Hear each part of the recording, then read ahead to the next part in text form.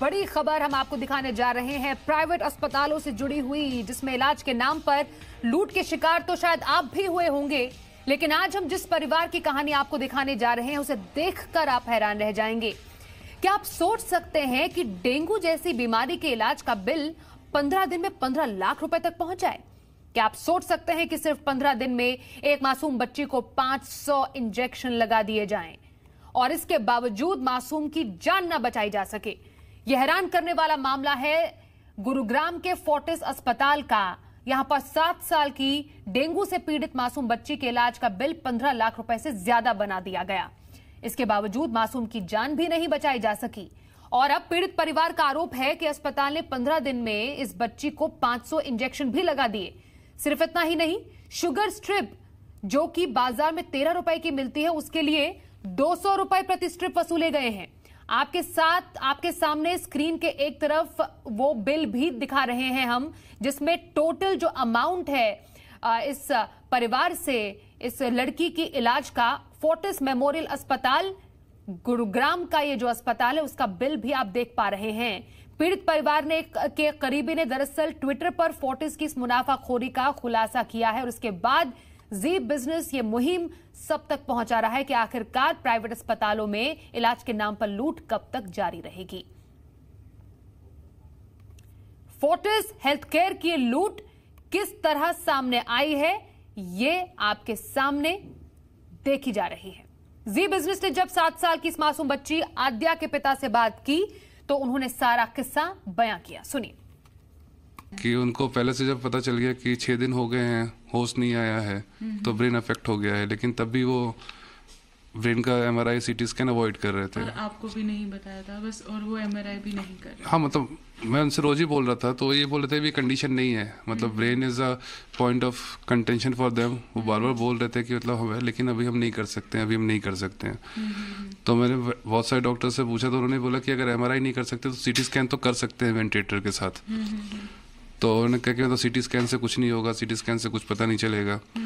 तो अब मतलब मैं तो 15 दिन तक उनके पूरे होप में था, उनके सपोर्ट में था, लेकिन जब मैं रेट्रोस्पेक्शन में सोचता हूँ कि जो भी चीज़ें उन्होंने की उसके सीरीज ऑफ इवेंट को जोड़ता हूँ, तो मेरे को ऐसा लगता है कि मतलब वो जानबूझ के अवॉइड कर रहे थे कि अगर वो कर देंगे तो रिपोर्ट आ जाएगी। करने वाली खबर है उन तमाम लोगों के लिए जो प्राइवेट अस्पतालों के चक्कर लगाते हैं और लंबे से लंबा चौड़ा महंगा बिल लेकर वो वापस जाते हैं और चुकाते भी हैं। ये समझना आपके लिए जरूरी हो जाता है कि किस तरह प्राइवेट अस्पताल में इलाज के नाम पर लूट हो रही है। लेकिन इस पूरे मामले में फोर्टिस अस्पताल ने अपनी सफाई भी दी है।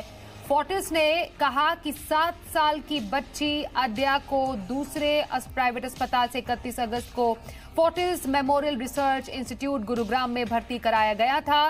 फोर्टिस का कहना था कि आद्या की हालत काफी खराब थी और परिवार को इस बारे में बता दिया गया था। अस्पताल ने आगे अपने स्टेटमेंट में कहा कि इस मामले में सभी स्टैंडर्ड मेडिकल प्रोटोकॉल्स और क्लिनिकल गाइडेंस का पालन किया गया है। अस्पताल ने कहा कि परिवार को 20 पेज का मेडिकल बिल दिया गया है, जिसमें पूरी डिटेल्स हैं।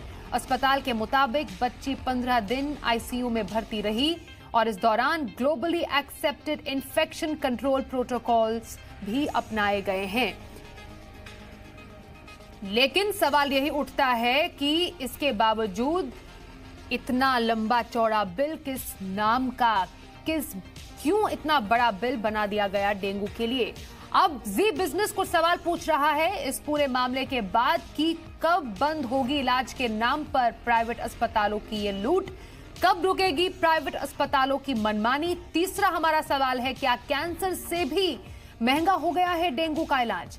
चौथा सवाल हम पूछते हैं, क्यों नहीं दी जाती परिजन को इलाज की पूरी जानकारी?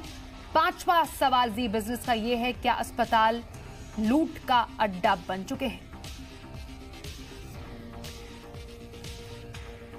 लेकिन मासूम के इलाज के नाम पर किस तरीके की लूट? आपको बताएं कि 7 साल की आद्या इस बच्ची का नाम है।